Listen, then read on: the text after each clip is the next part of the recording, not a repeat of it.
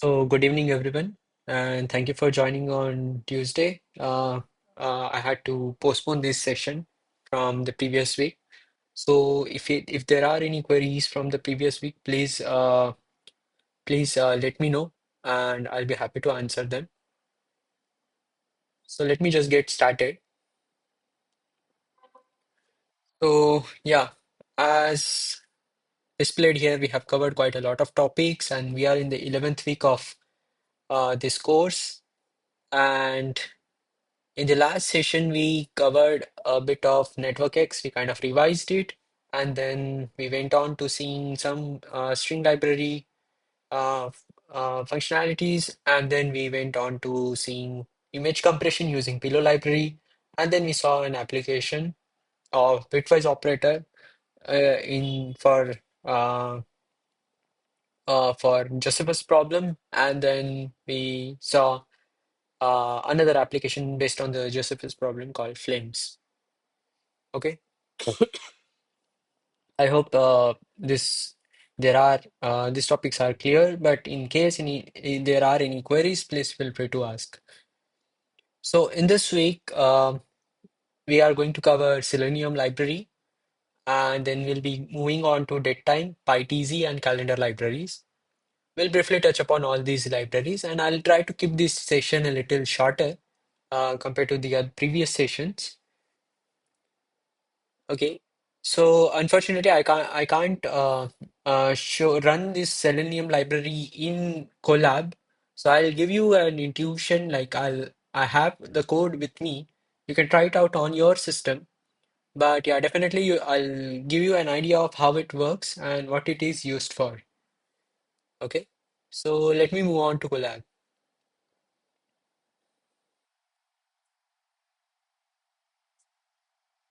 So for those of you who do not know, Selenium library is a library that is used for automated testing.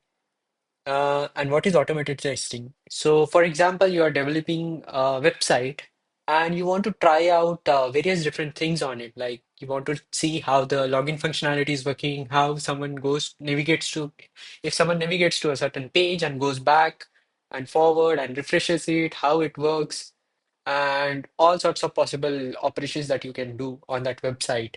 But doing it manually is a tedious task. Like if the website is pretty complex, like you have hundreds of HTML pages, and then you want to navigate to all those pages, it will be a nightmare for a tester to do it manually. For that, there is a library in Python called Selenium, in which you can, try to access a browser and then do certain operations on a given website. And it's free of cost, so you don't have to pay anything. The only thing that you need to know is basics of HTML and uh, some basics of Python. And we'll be looking into some basic HTML. For those of you who do not know what HTML is, or who might not be very familiar with HTML, I'll briefly touch upon it just to just to make you comfortable with the usage of Selenium library. So, yeah, please feel free to ask any queries you may have during this session. Okay. So I hope this screen is visible. Colab notebook. Can someone please confirm?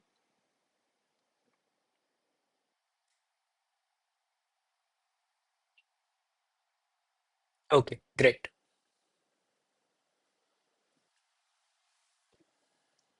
Yeah. So the very first thing that you will have to do in your system is to install Selenium library. And for that, you'll have to do pip install Selenium. I'm using exclamation over here in Colab, but in in normal terminal, you will have to just write pip install Selenium. And from Selenium, you will have to from Selenium, you'll have to import WebDriver, which will be used to handle things in a particular web browser that you will be using. Okay. So, for example, let's say you have the Chrome browser. So, you can initialize this driver So there is this driver object which is being initialized using this WebDriver module over here. So WebDriver.chrome will create a driver for the Chrome browser, and now using this particular driver, you can perform certain operations on Chrome. So this is the address bar that you have over here in Chrome. I hope you are able to see this, where you put in the website address, and then, okay, I think the address bar is not visible to you guys. Yeah, so address bar is something in which you put your website address, for example, www dot some random website.com or anything. Okay, so if you want to get into that website, so the very first thing that you will have to do is driver.get and then the URL of the website. Okay, so the repeating the steps, first you will install Selenium in your system. Then from Selenium, you have to import WebDriver. If there are any issues in importing this library, then it is not installed properly. So you'll have to look back into the installation errors. Then you'll have to get the driver. In the NPTEL course, I think the TA would have shown you uh, an example in which they were trying to download a driver for a particular browser that may not be needed always. So in this case, you can always get the driver. Like now, it has inbuilt functionality. Like you can get the driver for a particular web browser using WebDriver dot the browser name. And now, once you got the driver for that particular browser, you'll have to also ensure that that browser is properly installed on your system. Okay. So once these things are done, you can simply use driver.get to open a website. And this can be the website that you want to test. Okay. Now you have to get, so if you go to any website over here, let's say this is a simple Google's homepage that you're seeing over here. And but behind this simple uh, interface that you're seeing over here, there are a lot of complicated HTML tags involved. For example, if I go to I hope the screen is visible to you. So if I go and go to the page source, like I just right clicked and then clicked on view page source. So you can see over here, you'll find some HTML code written. Okay.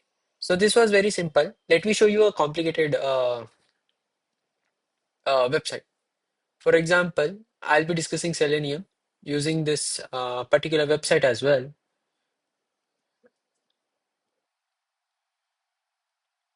And I'll show you the page source for this particular web page. So if you see over here, you will see a lot of Greek and Latin, which you may not be able to understand right now, but we'll see the basics of HTML. And oops, sorry, I didn't share this. So we'll be seeing the basics of HTML. You'll get a hold of it, like just to understand the basics of Selenium. I won't be able to cover the entire HTML in this particular session, but yeah, we'll cover some basics which will be which will make it easy for you to understand how Selenium works and how you can use it for automation. Okay, so let me go back to Colab. So what we have done so far, we installed Selenium, and then from Selenium we imported WebDriver, and then we got a driver for a particular browser, let's say Chrome or Firefox or whatever browser you use. Then to open a website, we use driver.get and the website URL in quotes as a string. Then here, locating web elements. So you can locate the web elements using various methods such as ID, name, class name, tag path, XPath, CSS, and all.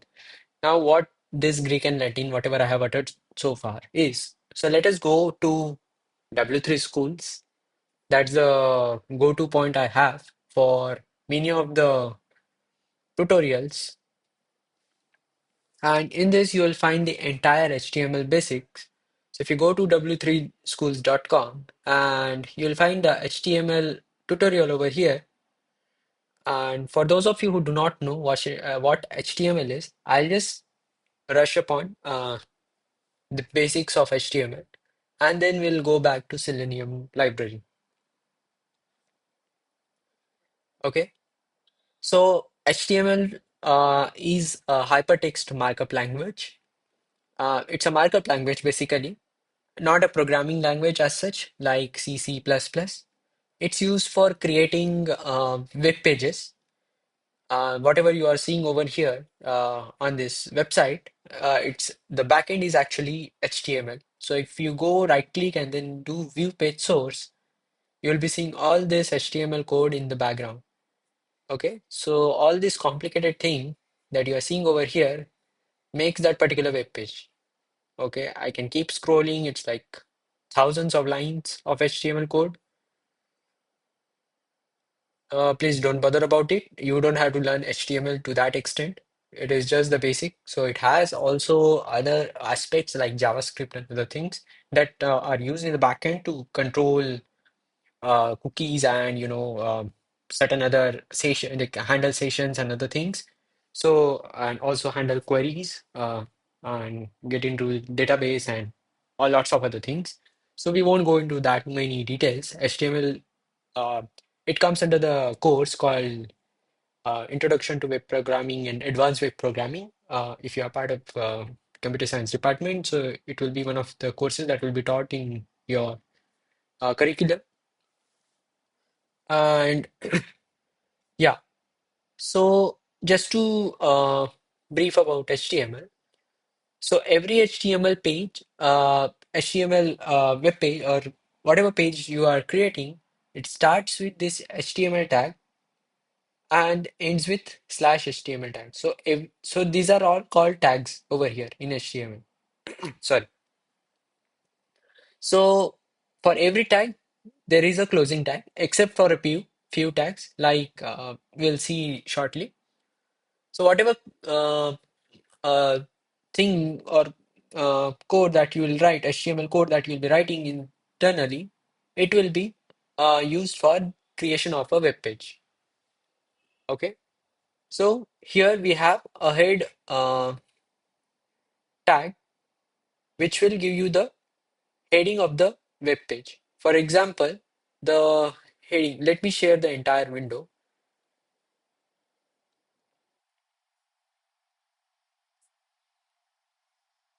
Okay. Are you guys able to see all these tabs over here? Let me come back to, uh, okay, I think it's not visible yet. Let me share the entire screen. Okay. Can you see these tabs over here? So in tabs, yeah. So in tabs, you'll be seeing this week 11.pptx, CS25, NOC69, Weave source, and HTML tutorial, and so on. So these are nothing but the headings of the web page that you are seeing over here in the tab. So let me switch back to the tab mode.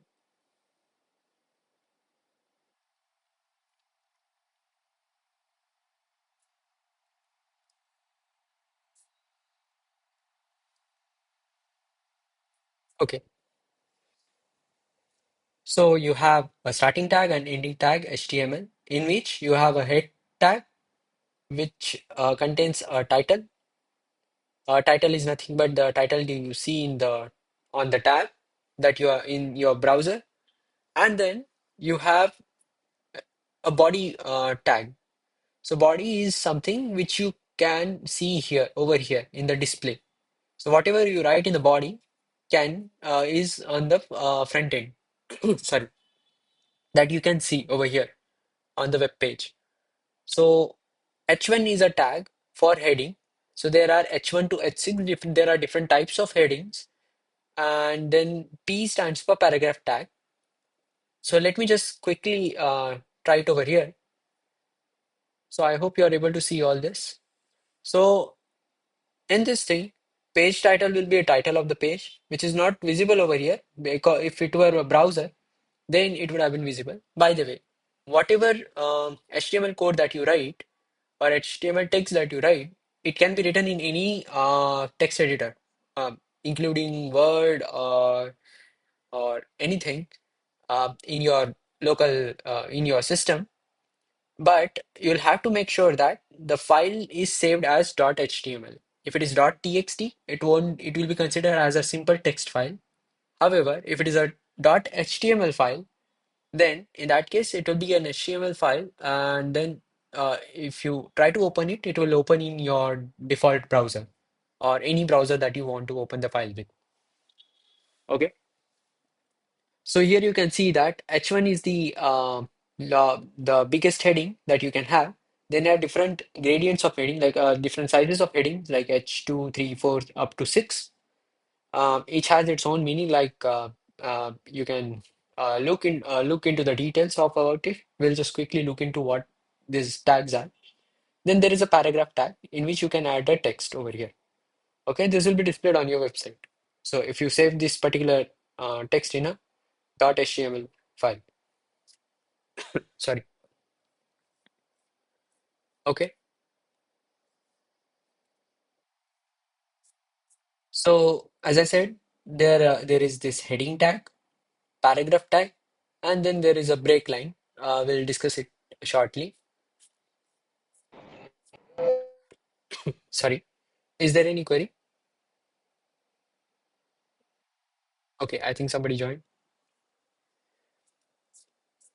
Yeah. So here is a demonstration, like somebody has opened a notepad and then added this HTML code over there, and then they saved it as .htm or .html. So anything works. You can save this HTML file as .htm or HTML. So both are the same. Okay.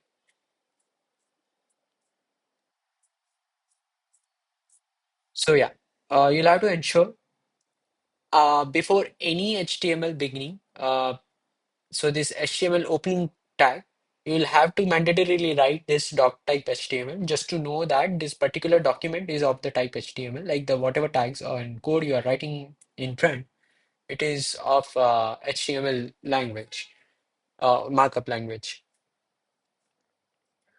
Okay. And then as I said, there are different types of heading. If you see over here, you can see the size of each heading is different. So if you want to add heading to your web page, you can do it using this H1 to H6 tags. So each tag has its opening as well as closing. And for each of the closing tag, you will be noticing that there is a forward slash. And each tag is in the uh, brackets over here. Sorry.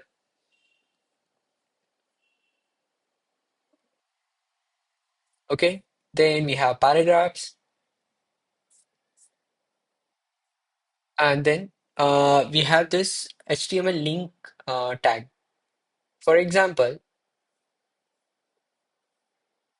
over here. So it is denoted by A, and then whatever text you write, it will be displayed on the page. And if you want to link this text to a particular website, you can put this attribute. So this is a tag uh, called A by name A, and then you can add attributes to this tag. For example, you could have added some attributes to this particular tab as well. We'll discuss what those attributes are. Uh, but for the time being, if you want to link certain text on a website, you will have to use this A tag and then with attribute href equal to the URL of the website that you want to link that particular text to. So you can see over here the output. There is this h2 tag heading to HTML links. Then there is a paragraph tag in which you can write some text. And then there is another tag, A, in which we have written this is a link, And you can see that this particular text is different from this normal text with a underscore and then a link. And if you click on this, this will be linked to the website w3schools.com. Okay, so it's that simple.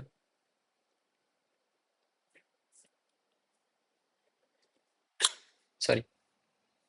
Then I'll skip this particular part. So, like, you can add images to HTML page, and then how you view the page source, HTML page source. You can just do Control U, Control plus U in Windows system, or Command U in Mac, or you can just right click on the web page and then go to the view page source to see the page source. For example, over here, I'm seeing the page source for this particular web page, whatever I was seeing, and you'll see thousands of lines of HTML code.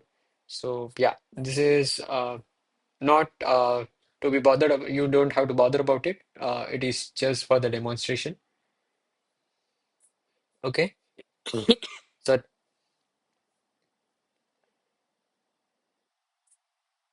coming to the elements, again the same thing: heading, paragraph, and break line.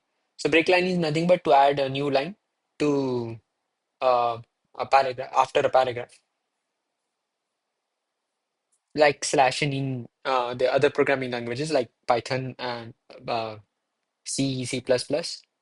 By the way, this is not a programming language, this is a markup language. So there are certain differences. I'll urge you to look into the details. Okay. And yeah, so for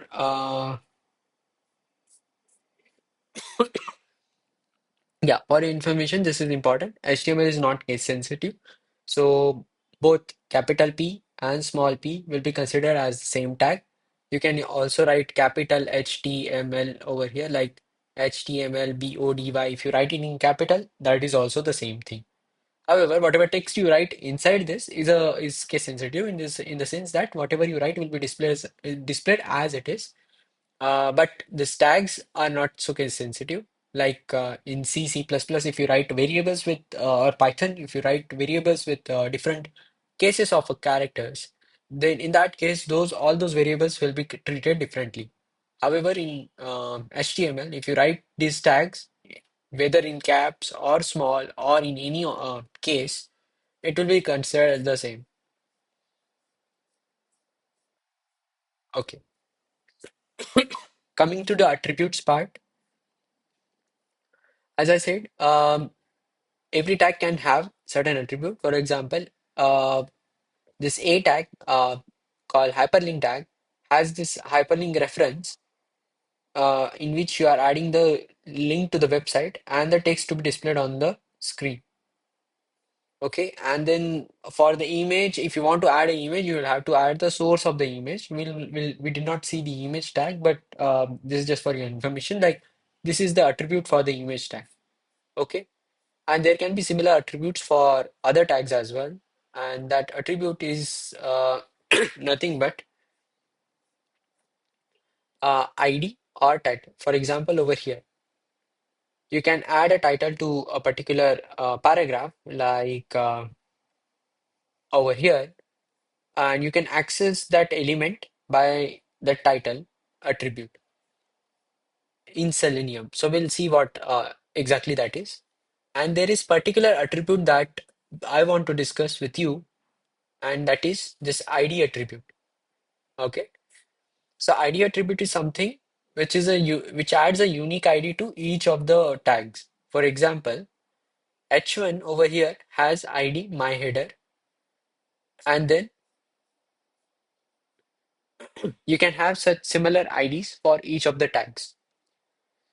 Okay, so this was very basic of HTML that you should be needing for understanding Selenium. There are other things in HTML, so it's a quite vast subject or topic. You can look into the details, like how you can, add formats, like make the text bold, italic, and then add quotations, and add comments, like you add comments in Python. Then there is something called as cascading style sheets, CSS, which you can use to add styles to your text. Like, you can add a background to the web page, and then Like you can see over here, this particular part is created using CSS. You have box around this text, and then you have some background elements, and then you have different font, so even like text with different fonts, colors, boxes, and so on. So all this can be done using CSS, cascading style sheets. You can look into the details later. It is not so relevant for now.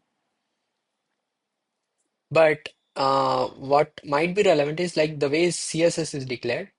So in this, you can have a separate CSS file, like separate file for the CSS, or you can also have this internally in the HTML tag. For example, over here in HTML head, you are adding this style tag. So you had a title tag which adds title to the tab in your browser, and there is this style tag in which you can add the background color and what this particular heading should be of, like what color this particular heading should be of, what color the paragraph should be of, and so on. And it will be applied to all the tags in your, sorry, HTML window. For example, over here, if I run this, so there's a background color of powder blue, and then the color of heading is blue, and the color of paragraph is red over here. Again, this is just for your information. But as I said, you can create external CSS file with .css extension, and then you can just simply link it over here. Okay, so not to be bothered about.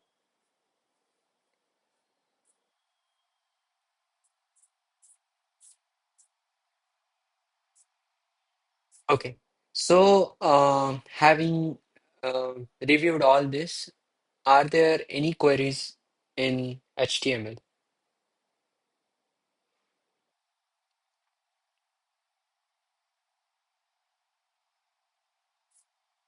Okay, great.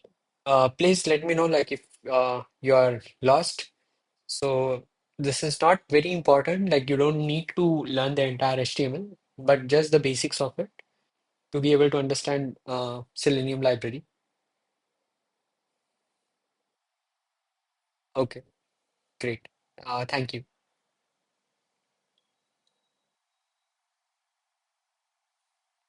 Okay. So as we saw in Selenium library, we had a driver for a browser with which we were trying to open a website. Now we have to interact with the elements in the website, and for that we can, you know, uh, use this driver dot find element by ID. As I discussed, there was this ID attribute in each tag. For example, if there is a paragraph, that paragraph must be having some ID attribute, and that the assumption over here is that each attribute is unique. Each ID attribute is unique. So if you put the ID over here, then you will be able to locate that element by ID. Similarly, there can be some name attribute to it, like the element name. You can check in details about this. I have just added it for your information, but everything may not be needed in your case. So, for example, this class and XPath and CSS is not taught to you in the course. So, you don't have to worry about it, but this is just for your information. Mostly, element by ID is something that is used in the lectures. Okay.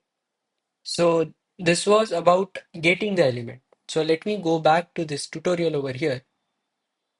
Sorry.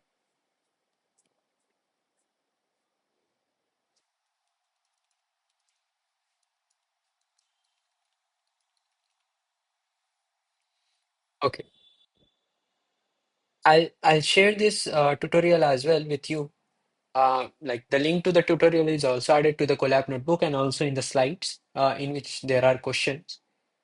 So in this over here you can see the we have imported WebDriver, and then there are all this. So if you select WebDriver dot in any of the development environment, whatever you are using, like Colab or um, any notebook. Ja, so You will be seeing all these options over there. Chrome, BlackBerry, Edge, Firefox, Opera, Safari, and so on. These are all the browsers that you have. So WebDriver dot the browser name will give you the driver for that particular browser. For example, over here we have selected Chrome. Now you can maximize the window. We'll see this shortly in Colab as well. Like we won't be able to demonstrate the use of this Selenium library directly because it needs to be done on the system, and I'm not able to share my system uh, my entire screen. But we'll just see the commands that we can use, and you'll be, I think, comfortable using it on your system later. Okay, so you can maximize a window, then uh, and then you can open a particular website using driver.gate. Now here they have opened google.com, so this will open the web page, the front page of like the home page of Google. And if you want to get a particular elements attribute. For example, there is this text box. This text box is also added using HTML. Okay, so there is an HTML tag called input. Sorry. So there is a tag called input in which you can give the type. Oops, sorry, this tab is not shared. So there is input tag in which there is a type of the tag input. You can either have a button in which you can just simply click the button. For example, over here, these are all buttons. Or you can have a checkbox in which you have to check and so on. You can have a search option like this over here. Um, so these are all inputs actually, different types of inputs. So you can explore all these different types later, like if you are interested in learning HTML. But for the time being, let us just switch back to the tutorial.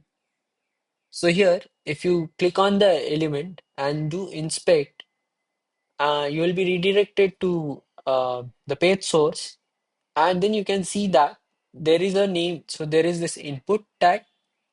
There is some class associated with it. You can forget about what exactly class is. You can just keep in mind that this is some attribute.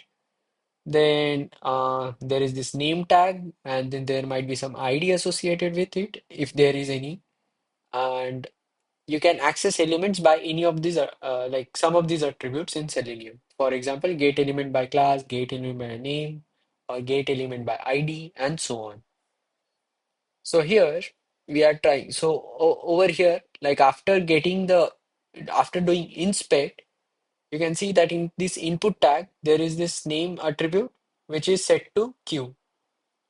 And if I want to access this particular text box, I can simply write driver find element by name, since this is the name attribute, and then add the attribute name over there. And then you will have to send keys, like the way you type Java T point in that uh, search box. This send keys function will do the same task. It will just write Java T point in that search box. Okay, and enter. So once this is done, you will have to click on the Google search. You have entered the text Java T point in this particular browser search box, and then now you want to uh, click on the Google search option, like the search button. So for that, again, you can go right click, inspect, and then you will be redirected to some page source. And in that, you can see that for this input, sorry, Google search, you can see the value over here. So there is this input, and the display over here is Google search, and the name is BTNK. Okay, so you can get that element, find element by name, BTNK, and send keys. And over here, you are using keys dot enter. Okay,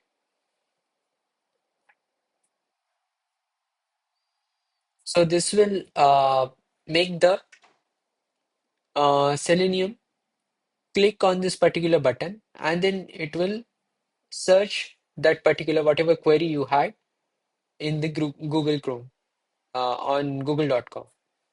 Okay, so this is the complete code. So from Selenium, you imported WebDriver, import time. This is just for getting the time information. You can ignore this for the timing.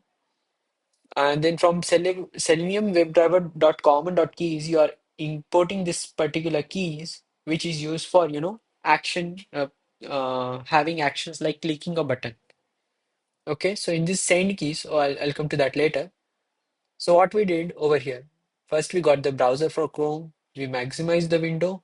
You can minimize the window as well. Then you opened a website. You got an element attribute, and then you access that element with this get find element by name. Added the value for the name attribute, and then send keys. You have given a particular string that you want to search. Okay. Time.sleep, it will just keep the system idle for 3 seconds, like keep the code idle for 3 seconds. It won't move to the next part, but you can just ignore this. Then you have driver find element by name. This is for the search button that you want to click that button, and then you are sending this keys.enter. Okay, this is just going to enter or click on that Google search. And once you are done, this will do a search operation. And if you want to close the entire browser, you can simply just do driver.close. Okay. So this was a simple application of Selenium, which you use to open a browser, sorry, website, access the elements by some attribute of the HTML tag for that element, and then you perform certain operations on that using send keys, and then you close the browser. Okay, so there are multiple other details that are available. You can look into this at your convenience. But for the time being, I'll just quickly go over what all you can do with Selenium, and then we will move on to another library. So to locate web elements, you can find the element by ID, find element by name, or class name, tag name, XPath, CSS selector. These are not covered, so please ignore if you are feeling uh, lost with this. And then you can interact with the web element. So find element by link text. So there is if there is an element. So there was an element called Google search.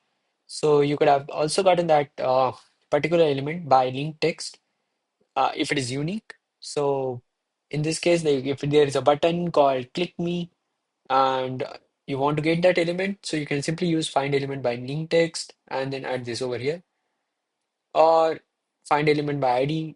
You can, as we saw earlier, you can do that, and then you can simply do button.click, or you can do that dot send keys and keys.enter. You can do that as well. Okay, so now navigating in Selenium, so you can go to a website. Then, okay, let me share the entire window.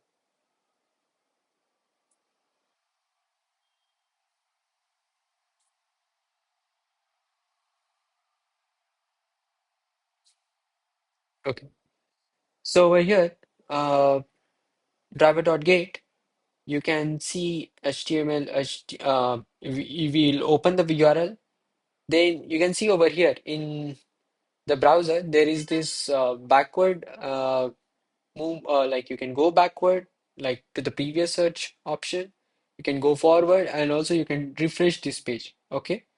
So for this navigation operations, you can use driver.back, driver.forward, and driver.refresh. Okay. Like if you would have visited, let's say, google.com, and then you went on to Instagram, and then you went on to YouTube. So you want to go back to Instagram, you can just use drivers.back. And you want to go back to YouTube, you can just use driver.forward. And then if you just want to refresh it, you can use driver.refresh. It's that simple. Okay. And then You have maximizing and minimizing window that we saw in the tutorial point, Java T point tutorial as well. So driver dot maximize window will maximize the window size, and then driver dot minimize window will make it shorter. Okay, and then there was the time library that was used for waiting for some time. You can use this implicitly wait function in Selenium to wait for a certain number of like certain seconds. Okay. So for example, over here, driver dot implicitly wait will wait for 10 seconds before executing the other command that we are writing over here. Like elements equal to driver dot find element by ID, my element. So before executing this, we are trying to wait for a certain seconds. This might be needed in certain scenarios. So we won't be discussing it into much detail, but this is just for your information. And as we discussed, you can close the browser after you are done with uh, uh, like the searching. And if you want to close all the windows, you can simply use driver.quit. Okay, so this was these were all the basics of Selenium that you might be needing for your course. So are there any queries in this? Is it clear so far?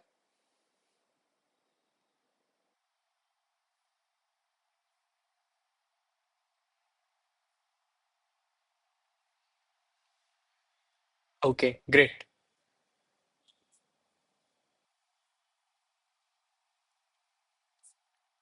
Okay, as I said, I'll try to keep this session a little shorter. Uh, so we'll quickly discuss the other libraries and then we'll conclude the session today.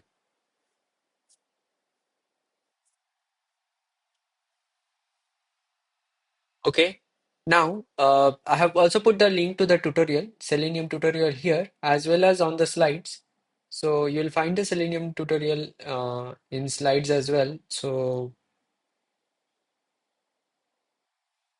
okay. So there is a question over here on Selenium library. What is Selenium primarily used for in Python?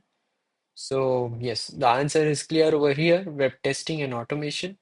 Uh, So just for your information, like I have put these links to Selenium tutorial. I have a YouTube link as well, a playlist which you can look into. Sorry, yeah, which you can look into later at your convenience. And then the Java T point link. It is not so active. Actually, the URL got changed. I'll just update it over there. And then there is another official documentation of Selenium that you can look into. Okay, so I'll just update this particular link later. So the correct answer is web testing and automation. Okay.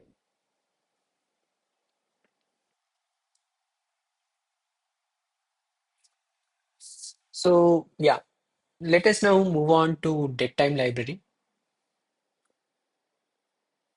So I think we saw in one of the previous sessions that datetime is also a type of data type that is used in Python, as we have string, integer, float, and list, and so on.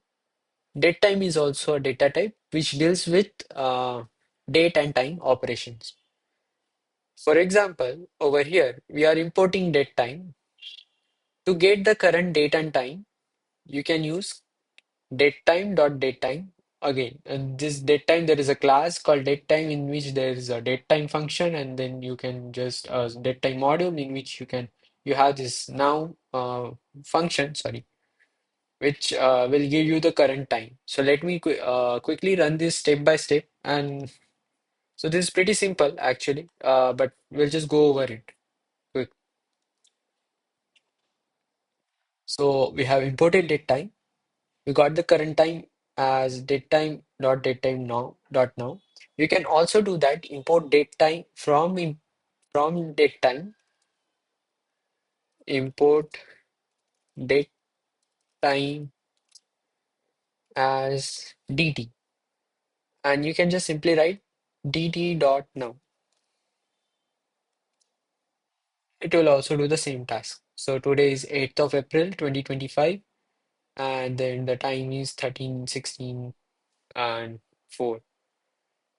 Okay, so this is in some other time zone. We'll see it later, what the reason is. So, yeah, please wait for that. So the datetime library doesn't have an option of adding a particular time zone to the current time. So we'll look into it, right?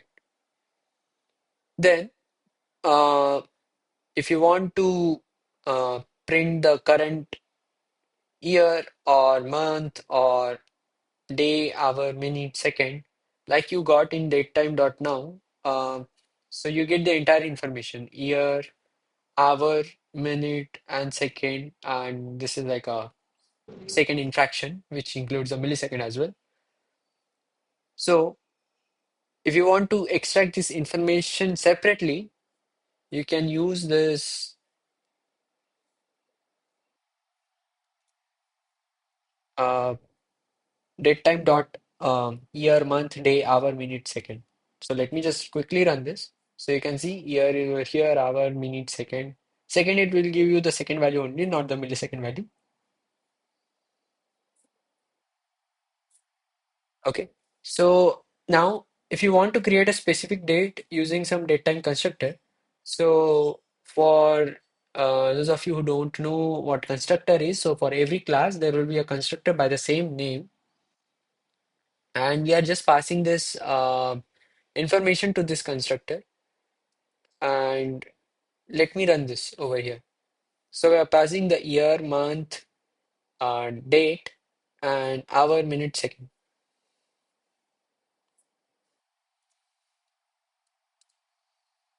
Okay, so specific date and time, 15th of April 2023, and 12:13, 12 hour 30 minutes and 0 seconds. And if you you know, okay,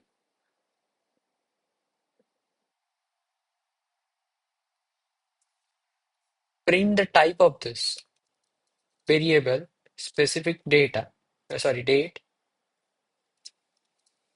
you will see that it is of the type datetime.datetime. Okay, and you can now, once you have this data type, sorry, of the type data of type datetime, you can perform any operations on the dates that you do it in general, like getting subtracting two dates, or so on and so on. So we'll see that shortly. For example, you have this date 1, which is 15th of April 2023, and another date 10th of April 2023. So let us just run this. So as you subtract two integers, you can also subtract two dates in this date time format. Okay, so you can see that the difference between these two dates is 5 days. And if it were like some hour, minute, second also, you would have given. So in this case, in the previous case, we had this year, month, date, and hour, minute, second. In this case, you are just having year, month, and date. You Everything else is set to 0 by default. Okay, so we just declared two dates and got the difference of the dates and then printed them over here. Okay, and then you can add certain number of days to a you know this was subtracting two different dates in date time format. Like if you have a particular date and you want to add certain delta to it, like certain number of days to it, so you can use this time delta option. So from date time you'll have to import time delta, and if you add, so you need not write days equal to 7, you can just simply write 7 over here, that will also work. So new date equal to specific date, whatever specific date you created over here, 15th of April 2023, 12 hour 30 minute. So if you add 7, if you want to add 7 days to it and print that, so let us see over here. So you can see over here, it has become 22nd of April 2023, 12 hour 30 minutes. So we have added 27 into 24 hours to a particular date. Okay. Then if you want to format, by default, it prints the date in this format, like hour, minute, second, and then, sorry, date, year, month, day, hour, minute, second. But if you want to print it in a certain format, let's say year, month, day, and hour, minute, second in this caps. Okay, let me just run this over here.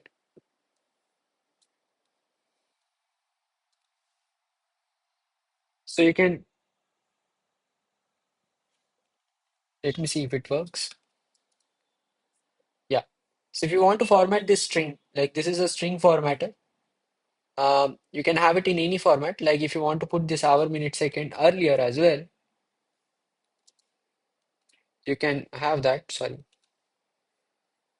like hour, minute, second is before this, and you can also have this day before month, like the way generally we write in India, day, and then percent M denotes month, and then capital Y denotes year. So you'll have to be careful over here. But it is capital H for hour, capital M for minutes, capital S for seconds, small d for days, day, and small m for month, and capital Y for year. Okay. So let me run this, and let me just put this back, the back. Okay. So formatted date is uh, day, month, date, month, and year, and the time. So this was about formatting the date time string. And let's say if you have a string, like you are taking a string from the user or just adding it to a variable as hard coded over here, you can convert this string also to a date time. Okay, so date string, and in what format this date string is, you will have to also note that down.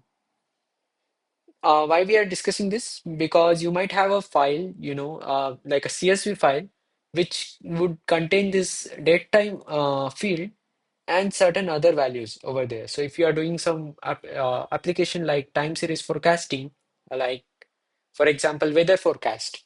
So you will have like all the timestamps, and you will be having some weather related information like temperature and wind speed and so on for each time instance.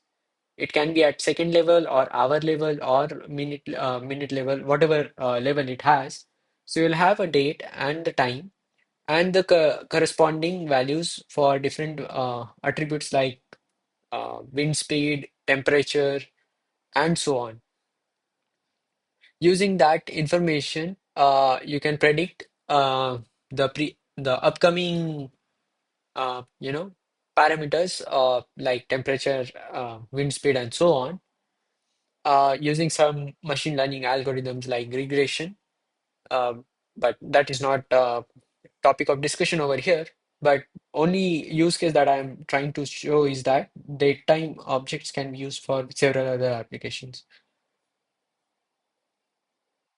Okay, so here let's say you have a date string. It can be in a CSV file, like you have let's say 10,000 such date time stamps. You are reading every line in CSV file and you are converting it to a certain format. Okay, like date time format in Python, so that you can deal with it later.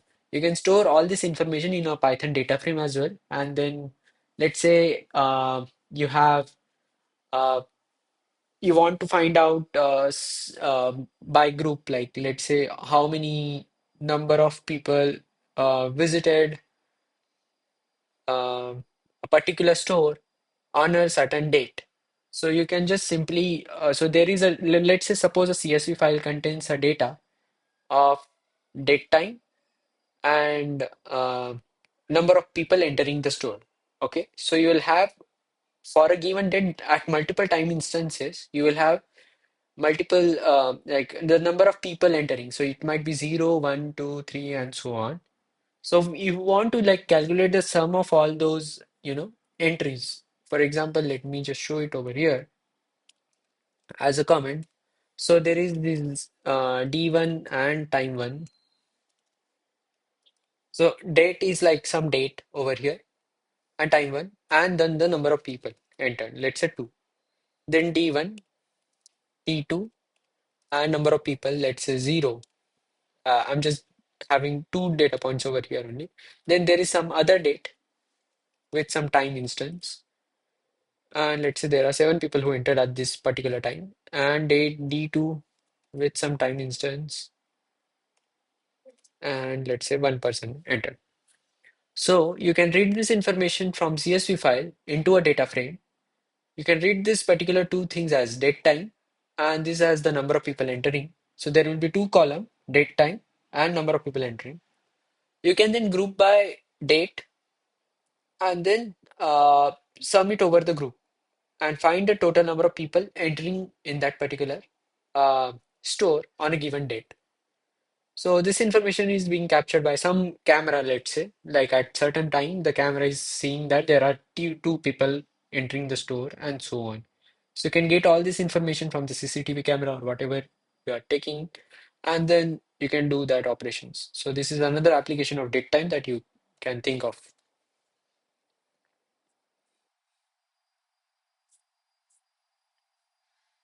Okay, and let's say what else we have.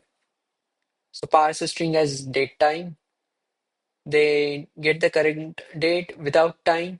So if you just want to get the date and not the time, you can use this datetime dot date dot today. Then create a time object. So if you just want to create a time object in without a date, you can just simply use current time and like with a time object. Okay, datetime dot time.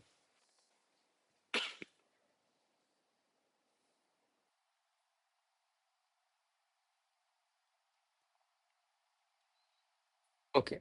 So is everything clear so far in the datetime library?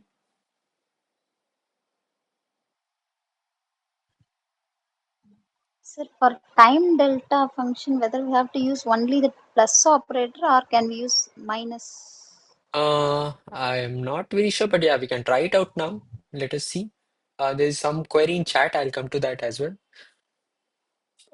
Okay, let us see that. I've never tried it, but let us try that.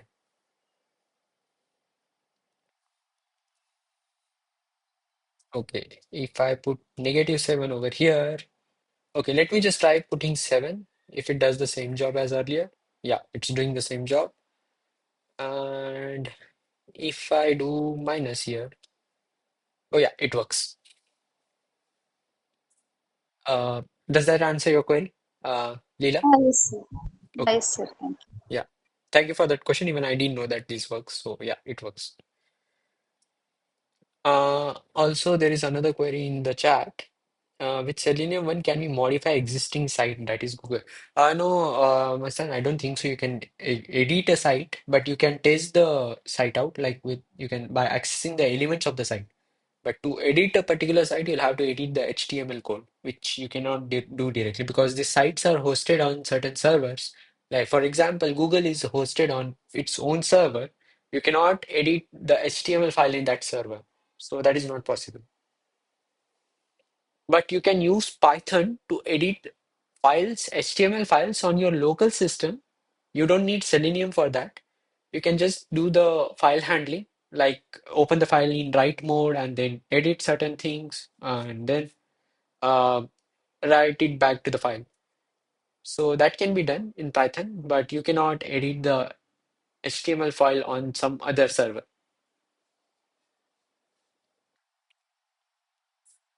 I hope that answers your query.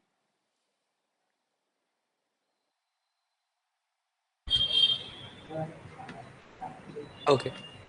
Is that clear, Mr.? Yes, sir. Okay, great.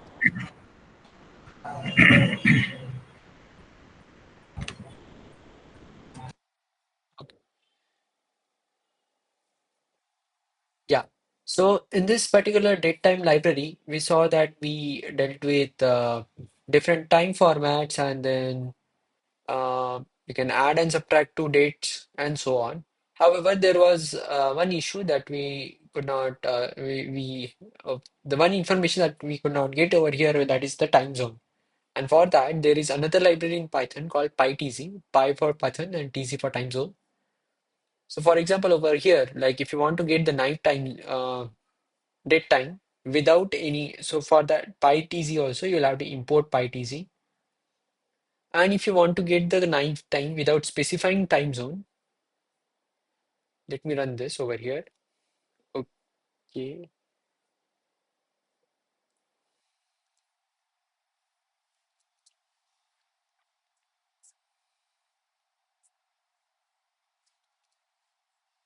Okay. So that we can do with datetime library as it is.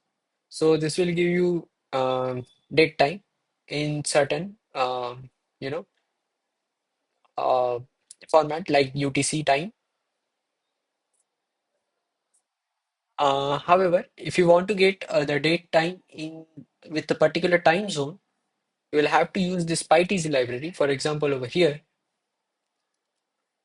so you have PyTZ dot time zone. So there are some time zones defined in PyTZ time zone. So let us go to this PyTZ manual.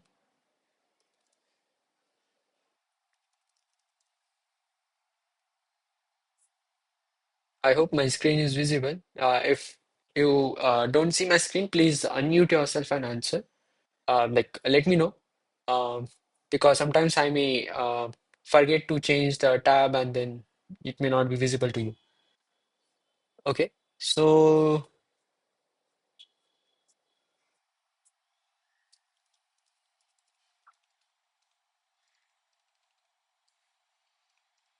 okay, I'm just trying to see find out the list of time zones, but yeah, there are multiple time zones over here.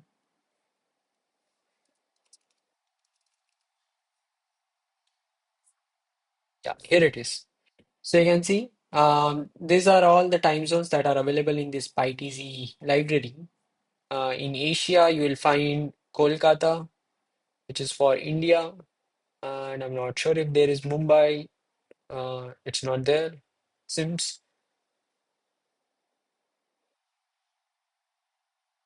and Delhi as well. No, it's not there. Yeah, so Asia, Kolkata is something that is there for India, and you'll find some other time zones as well, including Tokyo and so on. So if you want to get a particular time zone, you can use it by the name. So here I'm taking the New York time, PyTZ.time zone, and America slash New York. It's a predefined string, so you'll have to write it exactly as it is. Then it will get that particular time, and then this particular time will be localized. Like whatever DT we generated earlier, date time 9, we are localizing that to this particular time zone to get the current time in that time zone. So you have to remember this localize function.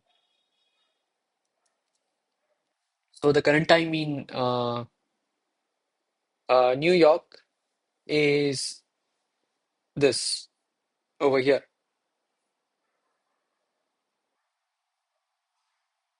And for example, if you want to get it in Tokyo,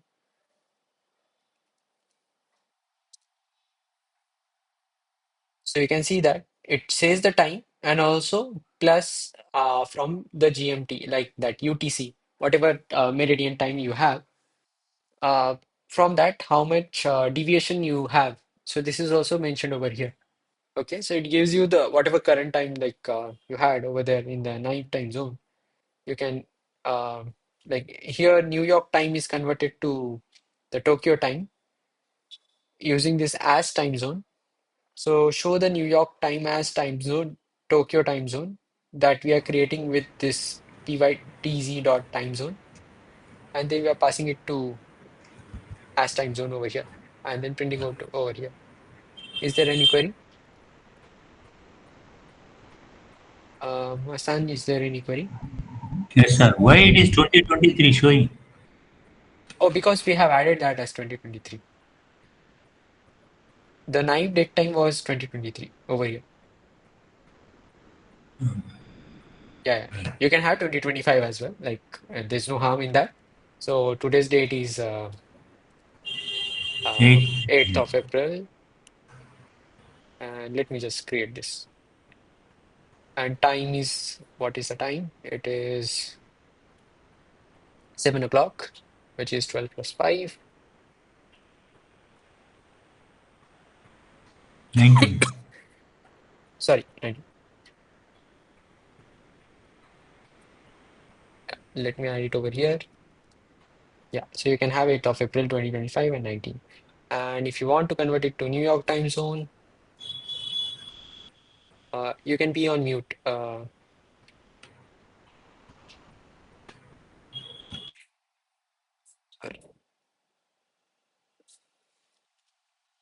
Yeah, so this is the current time in New York. And let me convert this to Tokyo.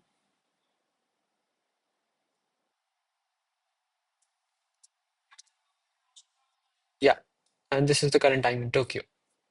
So you can perform any operations involving time zones. You can also list down all the time zones that we have just seen on the GitHub page.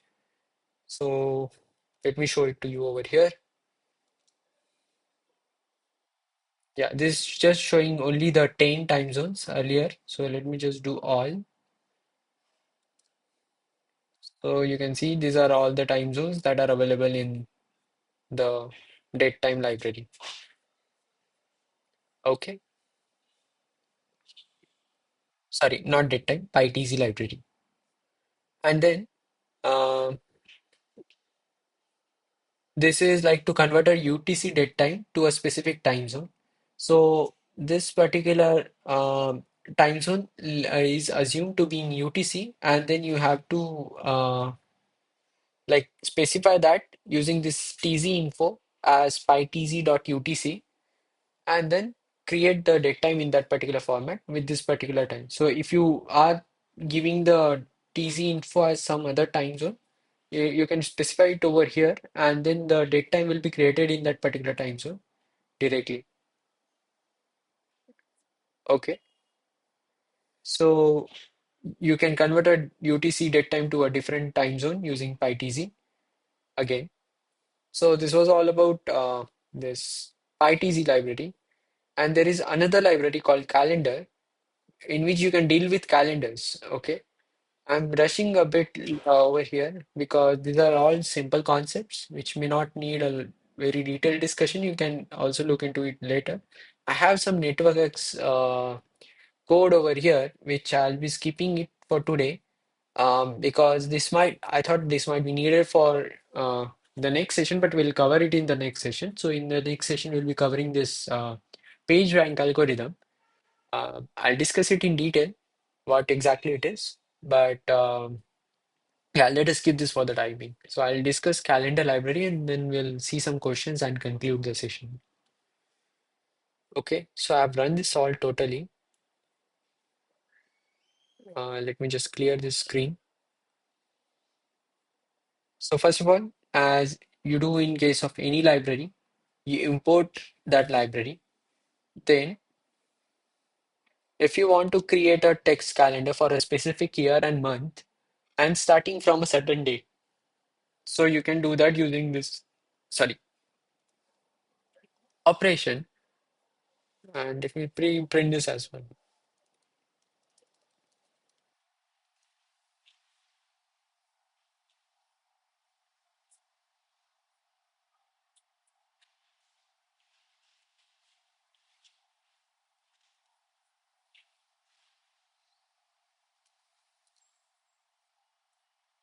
Okay, so here we are trying to display this calendar. So we created this calendar object starting from Sunday. We want to print this calendar for the year 2023. You can have 2024 as well, and the month is 4, sorry, 2025. So this is the month of April, and today is what date? 8th of April. This is Tuesday, and yeah. So this is how you can, try to get the calendar for the entire month in a particular year. Okay. And if you want to print the calendar for the entire year, not the month, not just the month, you can do it using, so I'll keep it as it is. So you can print the entire calendar for the year 2025, which includes April that we printed earlier. Okay. So what we used over here, so here calendar cal dot format. So cal is like a uh, object created for calendar, and then you are like formatting it with year and month. In this case, you are formatting the calendar with only year and not month. Okay. So this will give you the entire calendar. Next thing is determine if a particular year is a leap year or not. In the NPTEL lectures, the TA would have written a code, um, a long code to identify if a particular year is a leap year or not. It's not as simple as like dividing by 4 and then if that's a leap year or not. So it has an algorithm. So if you don't want to write that, you can use the internal functionality in this calendar library called eSleep. Okay, so this eSleep will give you true if the particular year is a leap year, else it will be false if it is not a leap year. So let me just run this. For example, 2024 was a leap year and 2025 is not a leap year. So it is as simple as that.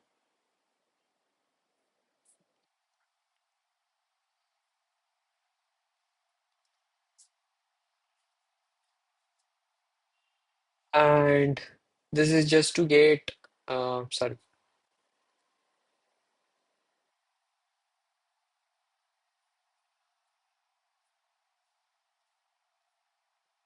let me just clear this cells over here.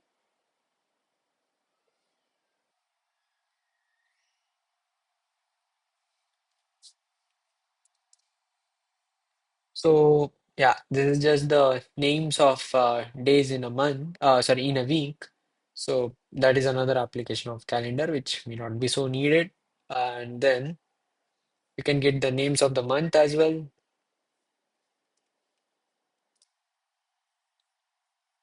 And then the number of days in a month.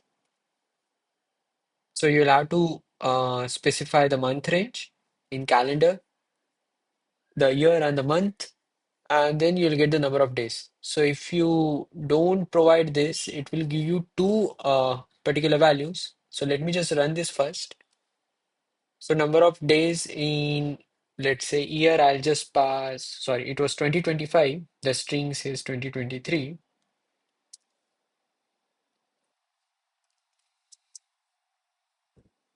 Sorry, April 2025. Okay. So number of day. Uh, so if you don't write this one over here, so it will give you a tuple,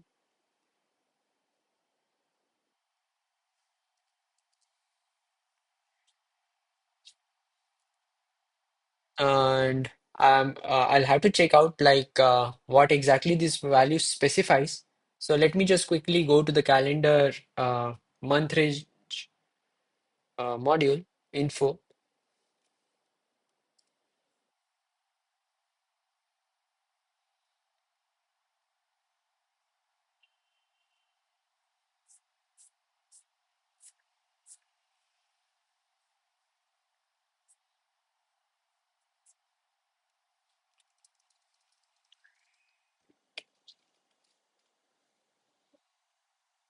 Okay, so it says weekday of the first day of the month and number of days in the month. So yeah. these are the two values it returns. And if you want to get the number of days in that particular month, you will have to get the second element in that. So yeah, that was all about this calendar library. In the next class, we'll see network X in detail, and then we'll see the page rank algorithm as well. Page rank is totally based on graph theory. So yeah, we'll do a brief recap of network X and then move on to page rank. And yeah, so let us quickly see some questions relating to the topics that we have covered, and then we'll conclude the session. So, which method in Selenium is used to locate and interact with web elements by their HTML tag? So, I'll just stop presenting and then share a Chrome tab.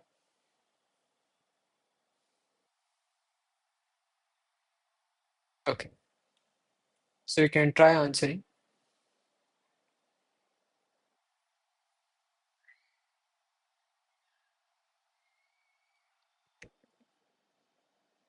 We just saw this quickly. We didn't go into the details by with tag name, but yeah, I'll just move on to the answer. So answer is clear over here. Find element by tag name.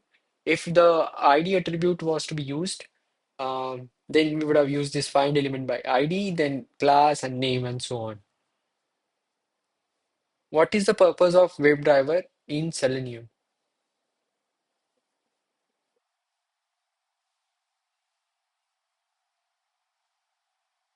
Okay, so the answer is also clear over here.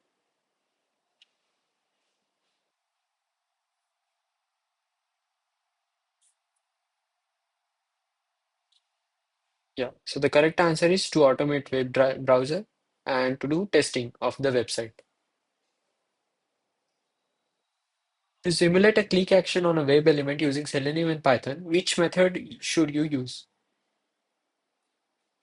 There are two ways in which you can do that, and then we saw it in the collab notebook.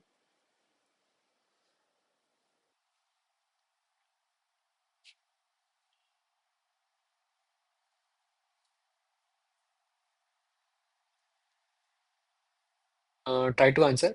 Anyway, we are not grading it. Just want to know like if you got it. Okay. So yeah. So the correct answer is click. Let me go back quickly to this.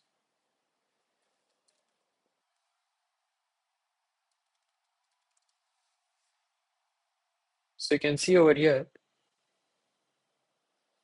we have we got the button, sorry, the element by link text or ID. And then if you want to do click, you can just simply do button.click or link.click. Okay. So yeah, and also the other way was like to get the send, like just to do send keys. Send keys can be used to send text. Also, the click option, like the click event. So you can use that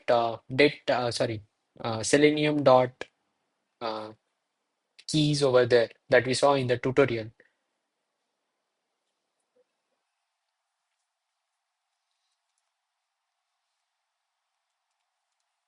Yeah. So over here, you can use send keys and then capital KEIS dot enter. This will also do the enter, I mean, the same kind of operation of clicking a certain button.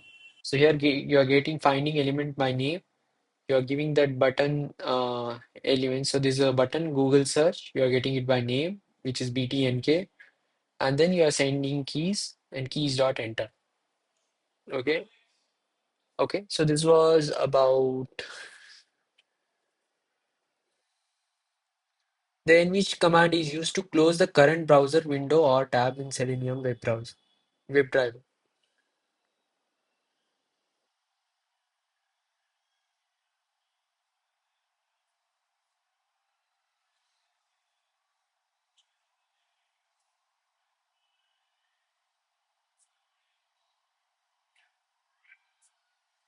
Okay, so many of you got it. So driver.close is the answer. Driver.quit will quit the entire browser, irrespective of the number of tabs open. But driver.close will only close the current browser window or tab. Okay. In Selenium, what does driver.get method do?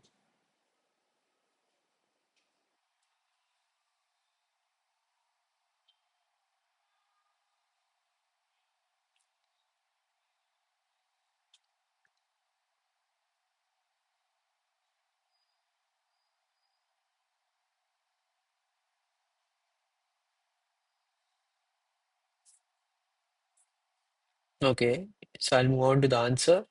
So it navigates to a specified URL. So driver.get, and you'll have to specify a URL in this particular function, and then it will navigate to that particular URL. What does the datetime library in Python primarily deal with?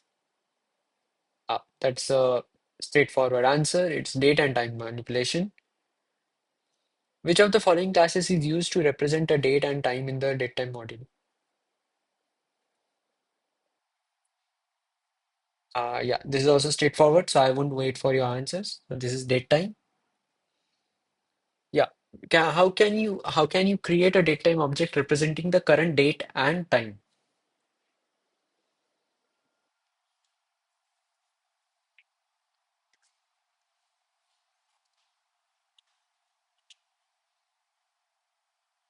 Okay. Yeah. So please don't feel bad that you did not get the answer. Like it's okay if you have missed it. So this is not a final examination, but yeah, you can check it out later, like once you do revision.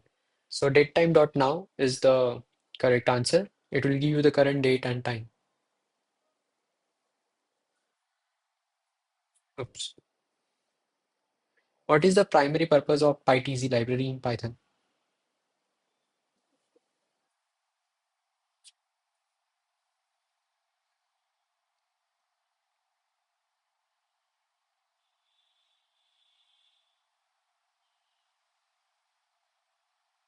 Okay.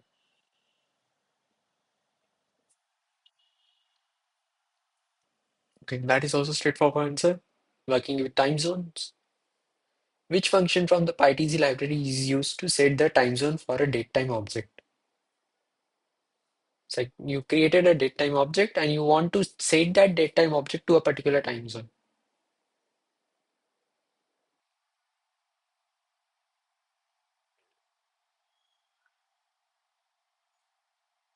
We saw it. Okay, okay, okay. Many of you don't remember, almost all of you. So the correct answer is localize. So let me just go back to it. So we saw over here, we created a PyTZ uh,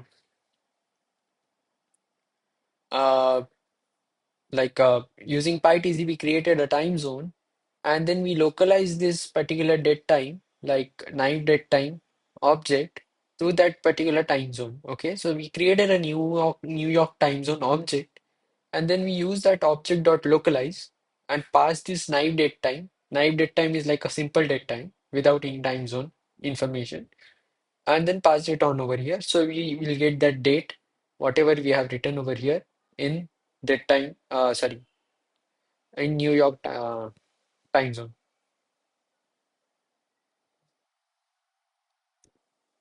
So the correct answer over here is localize. What is the calendar library in Python primarily used for? Again, a straightforward answer.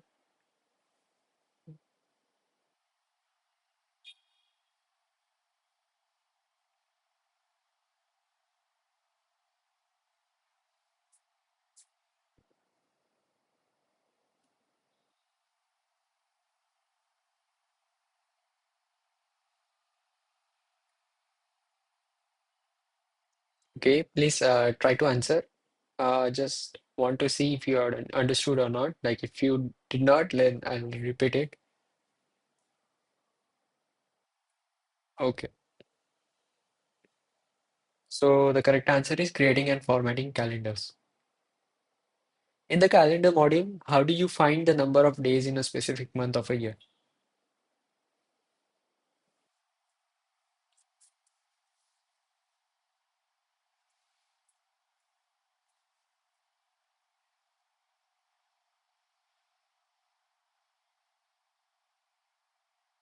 Okay, others, please try to answer.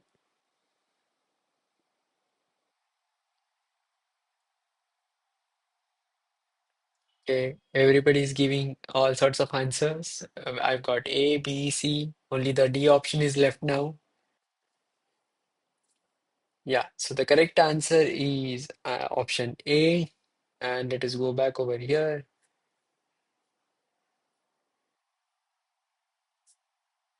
So we saw towards the end calendar dot month range, and by passing year and month, you can get the uh, number of days. So it will return a tuple, and then in that the second element will give you the number.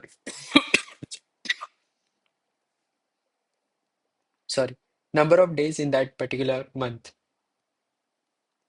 of that particular year. Okay, so yeah, that's the answer.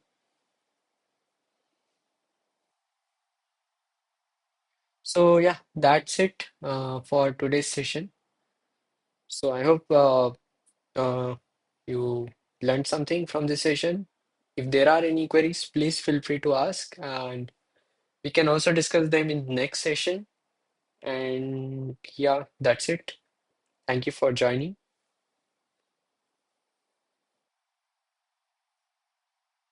By the way, the next session might happen on Saturday, so please keep checking your emails.